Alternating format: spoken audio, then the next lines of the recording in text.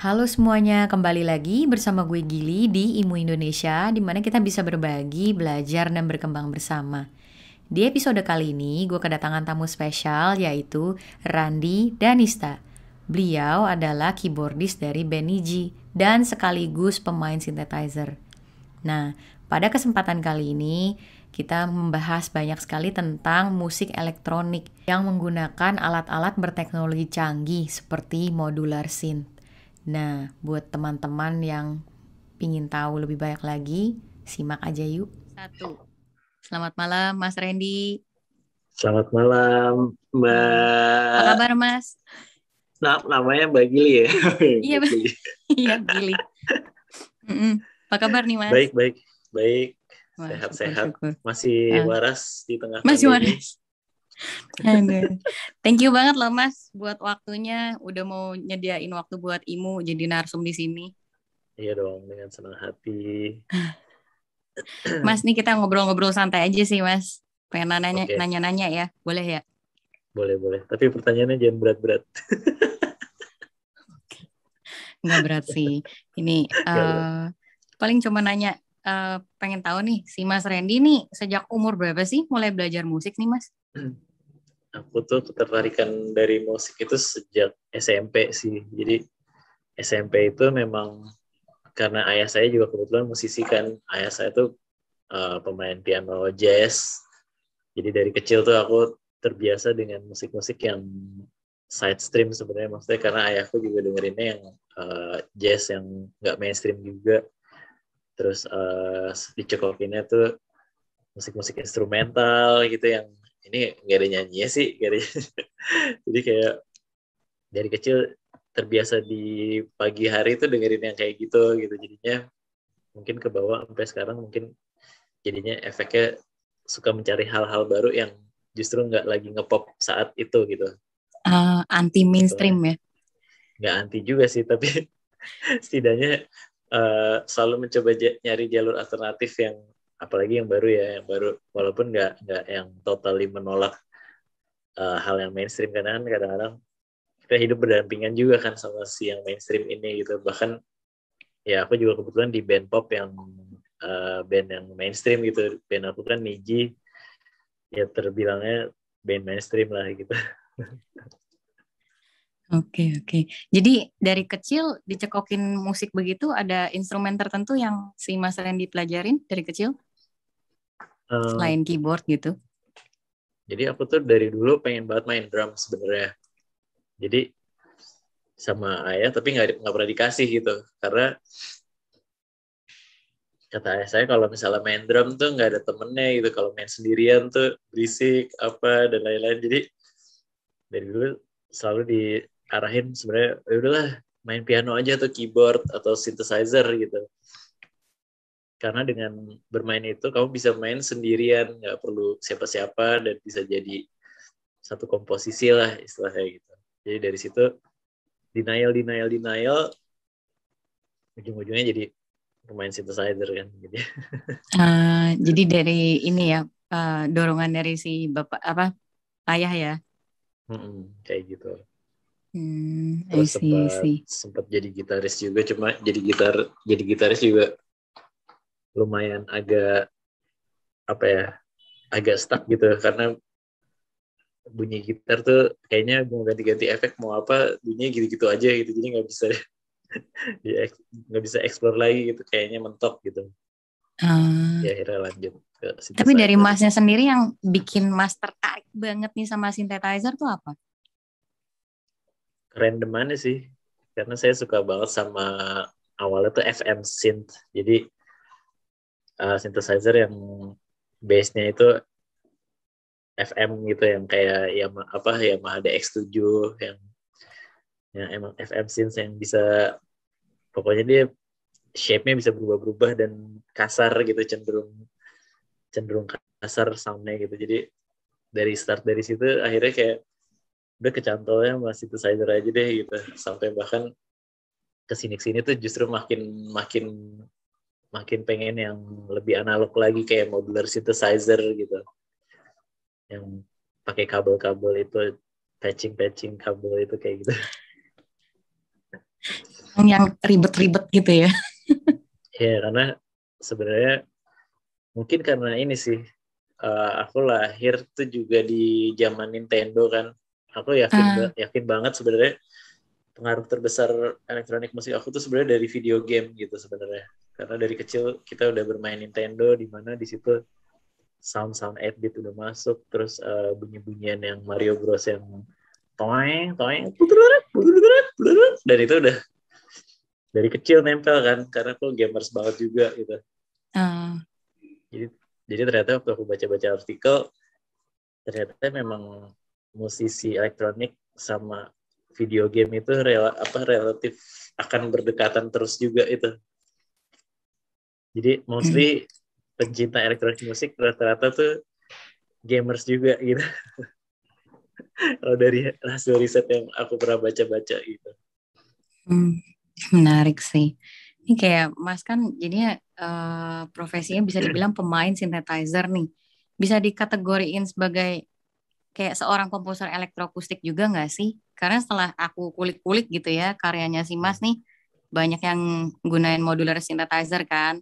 Menurut aku nih kurang lebih nih karyanya mirip-mirip gitu loh sama elektroakustik. Nah, jujur bahasa elektroakustik terus musik konser dan lain-lain aja itu aku baru tahu tuh dari temen aku yang namanya Patrick Hartono yang kemarin habis interview juga ya. Iya. Jadi benar-benar ya itu dia seperti yang saya bilang kan, ketika kita bermain musik kadang-kadang kita benar-benar lepas dari apa itu genrenya gitu kan, karena aku sebagai musisi sebenarnya lebih menyukai kebebasan ketika bikin musik, ya udah keluarnya gimana nih gitu kan, karena kan biasanya musisi itu punya insting yang nggak bisa dijelasin sama orang karena emang masuknya dari kepala kita gitu kan. Kita mau bikin apa, makanya sampai ke sini-sini tuh jadinya selalu hybrid lagi karena memang memang musisi selalu terdorong buat kayak kita create apa lagi, dan ya uniknya sih itu karena ketika bermain modular synthesizer dan aku bikin project namanya Random Brothers, dan mungkin Hah. kerendeman ini yang bikin somehow kayak orang yang dengerin, oh ini kok ada kayak rasa-rasa elektroakustiknya nih ya, dimana kita kan ya kalau elektroakustik konsepnya kan kita kayak apa ya, bunyi-bunyian yang timbrenya udah ada itu kayak apa ya di istilahnya tuh apa ya, disintetiskan lagi, dimodulasi ulang hingga kayak ini udah bunyi apa sih nih gitu lah. Jadi kayak saking udah banyak modulasinya gitu di di modular synthesizer kan, jadi kadang-kadang sampai bunyi realnya yang kayak gimana kita udah nggak tahu lagi gitu loh. Jadi pas keluar itu ya akhirnya memunculkan bunyi-bunyian yang baru lagi kayak gitu. Hmm. Nah disitulah mungkin ada feeling di mana kayak oh ini kok ada rasa elektroakustiknya kali ya gini, gini. Jadi itu juga kita mungkin secara tidak sengaja juga gitu, secara random terjadi gitu. Hmm. Ini menarik nih. Jadi kayak untuk nyiptain karya musik elektroniknya begini gitu, kan selain harus ngerti gimana gunain alat-alat yang pakai teknologi elektroakustik begini, perlu nggak sih kayak ngertiin teori musik gitu, kayak ada progresi chord lah, harmoni lah, ritme lah. Ya. Perlu nggak Mas kayak gitu? Nah sejujurnya itu juga uh, salah satu yang menjadi tantangan buat saya ya, karena saya kan nggak pernah masuk sekolah yang benar-benar pendidikan musik gitu, yang benar-benar teori A teori B gitu tuh aku nggak pernah ngerasain dari dulu gitu sekolah kayak gitu. Jadi benar-benar belajar di street, belajar sama teman-teman yang circle saya yang canggih-canggih, alhamdulillah gitu ya. Maksudnya alhamdulillah surrounded by orang-orang canggih semua, itu kadang-kadang bikin bikin kita kayak bisa nyerap ilmu-ilmunya mereka juga gitu loh. Kayak temenan sama Patrick, temenan sama Iswara, Indra Perkasa, semua itu Ah, musisi-musisi yang ajaib semua, dan kita selalu dapat mindset lagi gitu. Kayak ada teman saya lagi yang sangat inspiratif lagi itu namanya Aryo. Aryo dia tuh dulu di Space System juga, Aryo Space System itu juga analogi bermusiknya itu juga sangat luar biasa, jadi bikin inspiring lagi gitu, gimana cara proses membuat musik, karena saat ini tuh bikin musik udah, kita sama pendengar itu tuh udah dikasih banyak kebebasan, kadang-kadang kayak algoritma yang coding dan lain-lain yang bikin kita sebenarnya mungkin hanya mencetut satu kali. Nah, tapi karena kita udah merangkai sistem dan codingnya dan patching dan lain-lainnya, tiba-tiba jatuh komposisi gitu. Bahkan kan kalau ngobrol sama Patrick pasti bisa ngebahas sampai artificial intelligence juga, pasti kan musik-musik yang kayak gitu. Berarti itu kan perkembangan musik segitu drastisnya gitu. Kita bisa bikin sesuatu dengan kecanggihan teknologi tanpa harus bersusah payah melakukan skill yang pada dasarnya yang dari dulu pernah ada gitu, tapi kita menunjukkan lagi skill skill apa ya namanya, kayak mapping di otak kita nih, mau diapain nih rangkaian instrumen ini gitu, untuk menimbulkan bunyi-bunyian yang baru kayak gitu. Berarti kayak Mas Randy gitu kan lebih learning by doing ya. Terus banyak Ya, teman-teman yang seprofesi juga. Ini yang betul. pengen aku tanya ini. Jadi kalau ketika buat sebuah karya gitu, inspirasinya si Mas Randy dapatnya dari mana nih? Nah, kalau bikin karya malah inspirasi aku kebanyakan dari gambar gitu. Jadi aku Oh, senang banget bermain tuh justru uh, ngebayangin sonic paletnya dulu gitu, warna dari instrumen gitu. Misalnya emang suasana lagi gelap atau apa, berarti kan aku udah ngebayangin aku berada di satu ruangan yang warnanya itu cuma abu-abu, biru navy, biru dongker dan putih gitu misalnya. Nah, start dari visual itu baru tuh merangkai musik, jadi terarah ke situ gitu loh. Terus kalau misalnya Random Brothers nih, Random Brothers itu kan musiknya sebenarnya techno ya, techno music, di mana aku gimana bikin perasaan dentuman jantung orang gitu, kayak harus kayak berasa kayak ditusuk-tusuk gitu. Jadi aku oh, paletnya tuh ada warna merah darah juga, jadi ngebayangin ketika darah ngalir, terus di dalam darah tuh ada substance racun apa yang, jadi semua itu udah harus masuk ke dalam bayangan visual gitu sebelum bikin musik gitu. Jadi waktu bikin musik kita udah tahu mau kemana sebenarnya, walaupun sebenarnya mungkin secara teori saya nggak tahu nih harus teorinya gimana sih, karena nggak ada teorinya gitu kan, by instinct gitu. dan punya imajinasi yang vivid banget ya berarti ya. Ya, jadi sebenarnya memang hampir musik yang saya bikin sebenarnya arahnya lebih ke visual gitu. Ah, Mungkin itu juga mungkin itu pengaruh juga dari pengalaman scoring film ya, mungkin karena dari tahun 2011 sampai sekarang tuh kan aku bareng tim audio pos aku di Steve Smith Music Production tuh memang ngerjain scoring film terus gitu kan. Jadi banyak belajar juga tentang sonic palette, gambar, gimana cara musik nempel sama gambar kayak gitu-gitu. hmm, interesting. Mas, ini dong, boleh apa share sama teman-teman IMU di sini karya musik elektroniknya si Mas nih. Oh iya, coba kita lihat Instagram ini ya. Ini Monggo. bisa ya, coba. Nah, ini salah satu kerandoman yang terakhir nih. Ini bisa dilihat nggak? Nah, suaranya masuk. Enggak ada. Suaranya masuk nggak? Nope. Coba. Mungkin yang buka mesti dari Bagili, coba deh. Oh, Random Brother ya.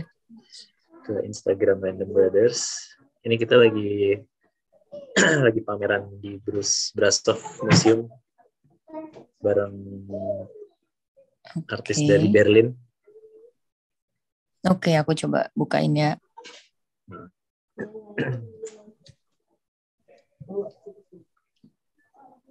Random Brothers. Yang ini ya, Mas ya. Nah itu.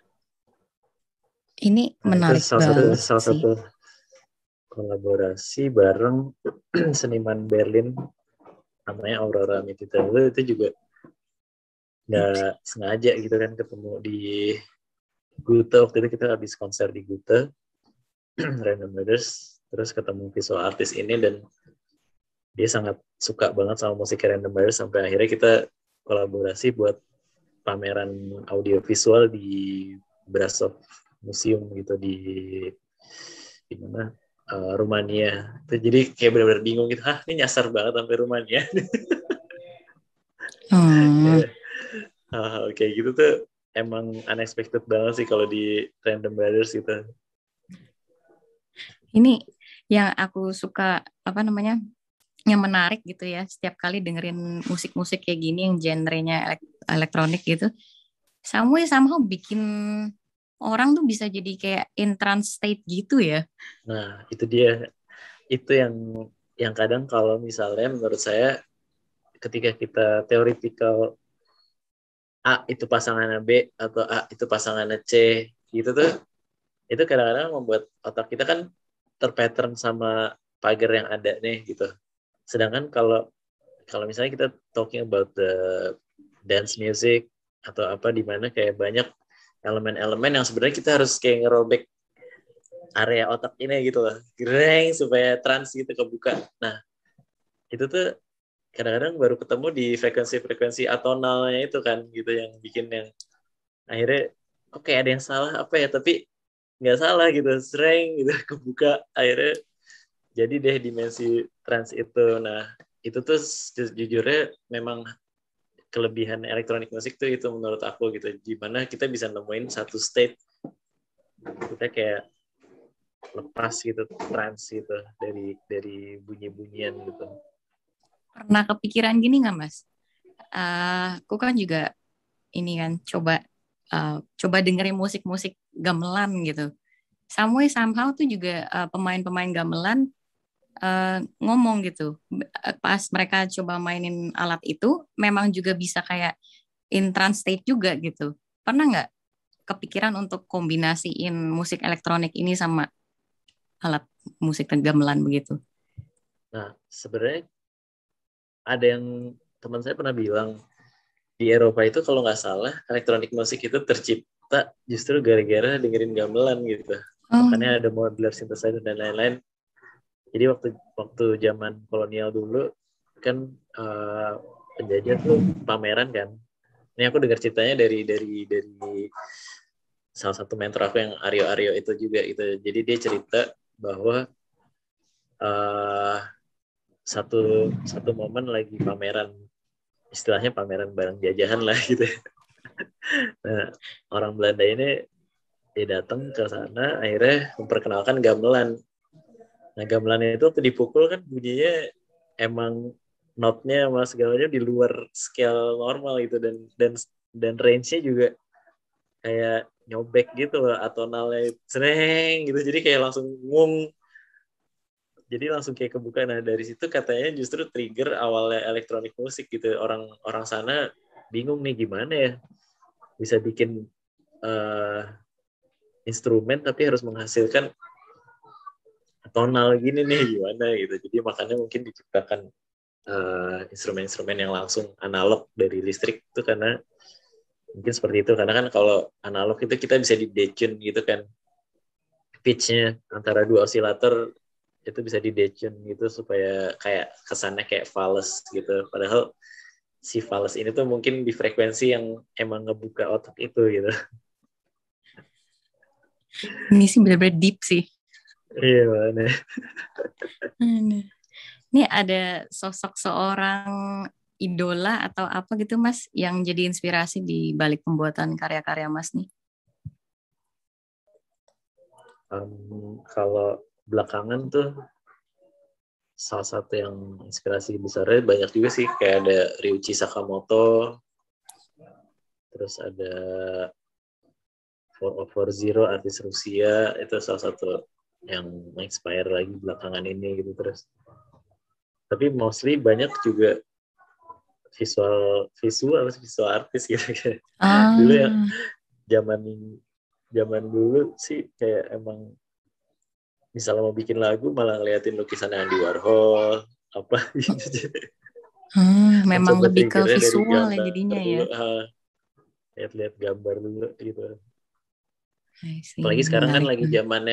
lagi zamannya NFT art juga nih, karya-karya di NFT juga mind blowing banget nih belakangan kalau kita browsing dari segi instrumen soundnya banyak yang mind blowing lagi deh, jadi kayak new world lagi masuk lagi di kepala nih apalagi.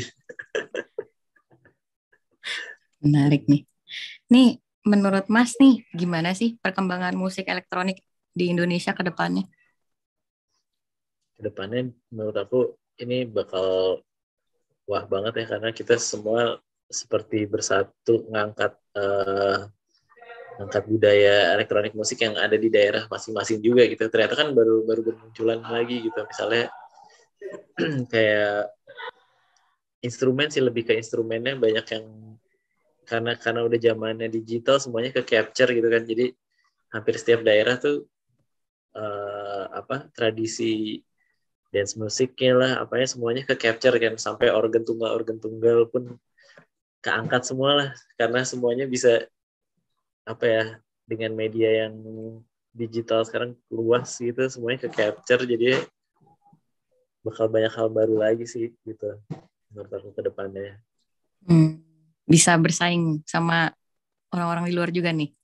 Banget karena kan kita juga udah punya artis-artis kayak Gabor Magus Operandi yang benar-benar ngangkat musik Indo dijadiin elektronik musik lagi yang baru gitu, terus udah tembus pasar luar juga, terus ada Senyawa, ada jagoan-jagoannya makin banyak nih di lokal gitu, jadi kayak wah seneng banget sih scene yang tahun ini ke depan tuh bakal mewah lah gitu. Oke, oke. Mas Randy, ada wejangan nggak nih untuk teman-teman IMU di sini kalau misalnya mereka juga pengen terjun apa ke dunia musik elektronik gitu, mau jadi pemain synthesizer atau pemain apapun lah yang terjun di musik elektronik ini. Oke, nah yang pasti pertama karena kita kan udah muncul apa ya, developer builder lokal, maksudnya kalau misalnya mau main elektronik musik misalnya dari segi budget memang nggak, karena sebenarnya jujur elektronik musik tuh mahal banget, instrumen-instrumennya modular ini menurut aku kayak overpriced banget gitu, jadi kita bisa manfaatin yang lokal produk gitu, kayak di Jogja ada Kenali Rangkai Pakai, terus boleh masuk juga lihat-lihat community kita Indo Modular, di situ banyak informasi juga, kalau misalnya mau nanya-nanya tinggal DM aja, jadi kita mencoba membimbing yang pengen nge-build rack atau nge-build modular synthesizer supaya nggak terjerumus di belanja-belanja yang nggak karuan gitu. Jadi benar-benar terarah secukupnya gitu lah. Yang penting jangan jangan nyerah buat nyoba something new aja sih. Coba terus berkreasi yang eksperimen lah, bereksperimen terus. Nah, oke. Mas Randy, kita udah di penghujung acara nih. Ada satu pertanyaan terakhir yang nggak boleh dilewatin. Oke, Nih, apa nih impian seorang Randy Danista sebagai seorang founder dari Indo Modular ke depannya? impian terbesar sebenarnya aku pengen banget punya Indo Modular House, di mana di dalam satu rumah besar ini semua instrumen ada, kayak di Mes LTD di Melbourne tempat Patrick Hartono kemarin bermain juga ya. Jadi kalau misalnya itu ada, jadi kita bisa juga bikin sampel house gitu. Jadi orang-orang yang ibaratnya nggak ada dana untuk membeli alat tersebut bisa masuk ke rumah ini, sampling, mereka workshop atau apa, dan mereka bisa bawa pulang filenya, dan mereka bisa berkreasi dari apa yang dihasilin di lab inilah gitu. Jadi itu mimpi besar saya sih, pengen bikin Indo Modular Lab atau house apa ya, yang semacam itu lah. Isinya synthesizer Wow, semua. wow. Mudah-mudahan tercapai nih ya Mas ya. Amin. Oke. Mas, thank you Yap, banget buat waktunya, buat sharingannya. Nih kalau thank you teman-teman banget IMU Mbak nanya Gili. nih, Gil mau dong misalnya mau ngobrolin tentang apa tuh electronic music atau synthesizer sama Mas Randy, bisa hubungin kemana nih Mas? Boleh DM aja ke Instagram aku. Boleh disebutin? @randidanista di Instagram atau ke @indomodular. Kalau mau tanya-tanya boleh di situ nanti. Biasanya sih sebenarnya kalau nggak lagi pandemi itu kita suka bikin acara kan, dimana itu bisa workshop langsung gitu, nyobain segala macam. Cuma karena pandemi ini nggak tahu sampai kapan nih PPKM-nya, jadi kita berharap sih bisa cepet balik. Jadi kita bisa bikin lagi event-event workshop yang kayak semula. Jadi orang yang tertarik belajar bisa ikut datang, nyobain, lihat, tahu gitu. Karena mostly emang harus dengar sendiri keluar dari speaker langsung gitu. Yes, Baru yes. oh gini ya soundnya gitu. Oke. Gitu, Mas, sekali lagi thank you banget. Oke. Tetap sukses, tetap sehat. Mudah-mudahan impiannya kecapai soon. Amin. Terima Amin. kasih untuk teman-teman IMU Indonesia yang menonton podcast kali ini. Jangan lupa tekan tombol like dan subscribe. Apabila merasakan manfaatnya, silahkan di-share. Dan jika teman-teman ingin mengikuti perkembangan IMU Indonesia, silahkan follow kami di Instagram @imu_Indonesia. Juga bisa di Facebook page kita, Intelligence and Music. Sampai jumpa kembali di episode berikutnya.